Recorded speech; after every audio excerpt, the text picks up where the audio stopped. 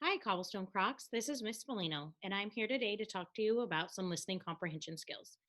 This next part of the school year, we're going to move from working on formal writing pieces to improving our listening comprehension skills and building up listening endurance.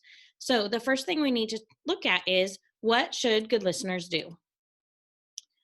When we're working on listening endurance, which is the length of time we listen to something, we should listen for the title. When we hear the title, we need to jot that down, the keywords there. The main idea or the topic, we also want to take a note on what that is.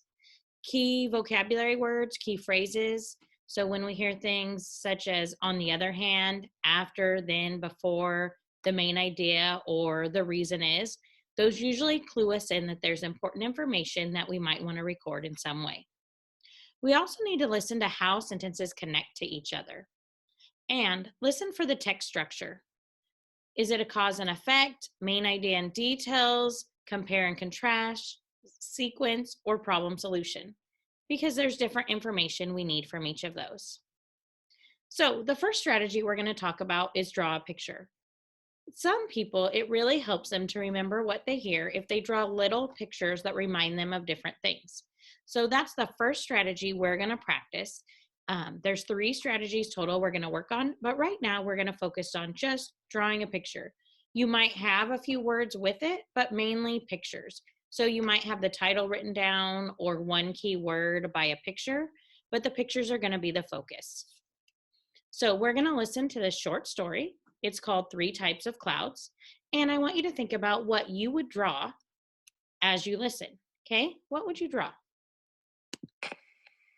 3 types of clouds. Anytime you look up into the sky, you may see clouds. But 2 clouds never look alike, and some look very different. Cirrus clouds are thin, wispy clouds seen high in the sky. They often look like a horse's tail. Cumulus clouds are puffy clouds that are usually scattered throughout the sky. Stratus clouds look like a huge, thick blanket covering the sky. Different kinds of clouds can indicate different types of weather.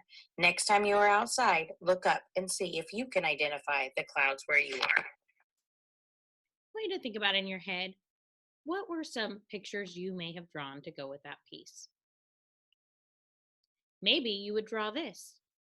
The first set of clouds are thin and wispy.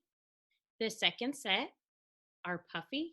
And the third set is more like a blanket. You can tell that it's covering most of the sky. So maybe these are pictures you would have drawn to help you remember the main ideas in this story. You may have also added a word if needed to remember each one, but the pictures might have been enough for you.